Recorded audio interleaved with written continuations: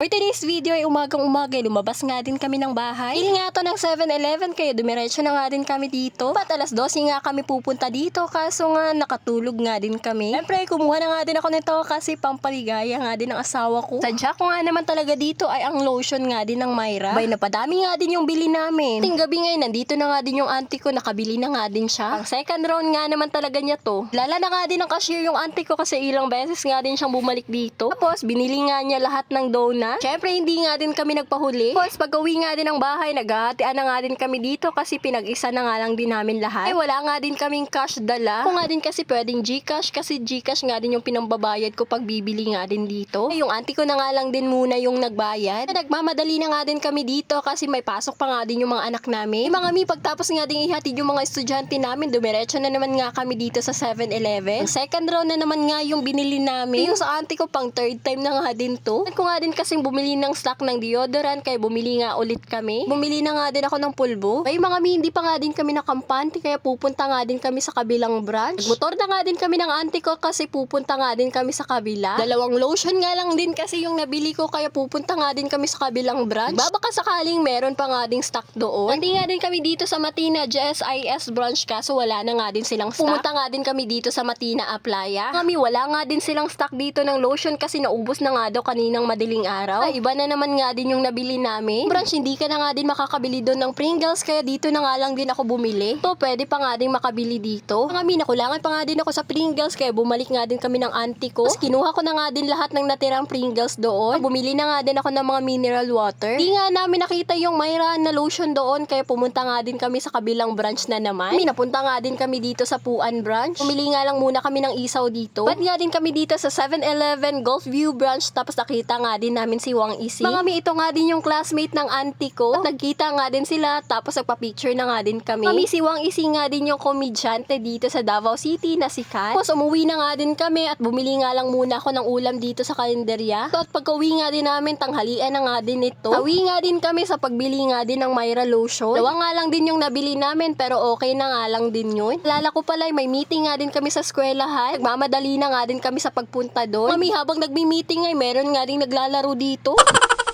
Sinundo ko na nga din yung panganay ko dun sa room nila. Basta nga din yung meeting kaya umuwi na nga din kami. Meron ngang dala yung mami ko na ganito. Siyempre, kumuha na nga din tong kambal ko. Tak nga din daw siya sa kwarto niya. Kumuha na nga din ako ng konti. Mga sa bibisita nga din dito sa bahay. Magsabi nga din kayo kasi madami ngang aso dito. Meron nga din isa dito na nangangagat. Huwag kayo basta-basta pumasok dito sa gate. Hindi tinatalian yung aso dito. Usad pa nga din ako dito ng lolo ko na pakainin nga din yung manok niya. So, mga mi, parang ako pa yung kakainin. Mga mi, takot nga din ako sa mga manok. Nga din kasi matuka nga din ako ng mga manok. Wala nga din tayong magagawa kasi nautusan nga din tayo ng lolo ko. Gumamit na nga din ako dito ng stick. Hindi nga din ako maabot ng manok. Siyempre pag merong pagkain, aabutan ko nga din to ng tubig. Ay, hindi nga din siya mabulunan. Kung nga din sa labas, dumiretso na nga din ako dito sa kwarto namin kasi magliligpit nga din ako nitong mga kalat. Din kasi mga plastic nung ginamit nga din namin sa 7-Eleven. Ligpit-ligpit nga lang muna ako dito kasi nasa auntie ko pa nga din si baby yan. Ligpit na nga din ako dito ng mga gamit dito sa likod ng pinto namin. Nahulog nga din yung lalagyanan ng tali ng anak ko. Mga labahan, niligpit ko na nga din kasi kung saan-saan na naman nilalagay ng mga anak ko. Ito pa nga din yung setup sa likod ng pintuan namin kasi wala pa nga din yung in-order ko na organizer. Bili nga din ako ng mga organizer tapos cabinet para nga din dito sa kwarto. Kasi konti pa nga din yung mga gamit namin. Maya-maya dumating na nga din dito si baby yan. Syempre hindi pa nga din sila nasasanay dito kasi naglalagay nga din ako ng camera. Magugulat ka na nga lang talaga, may bubungad nga din sa'yo na camera. Lumabas nga din sila ulit kasi hindi pa nga din ako tapos dito magligpit. Madali na nga din pala ako dito sa pagliligpit kasi inaantok na nga din si baby yan.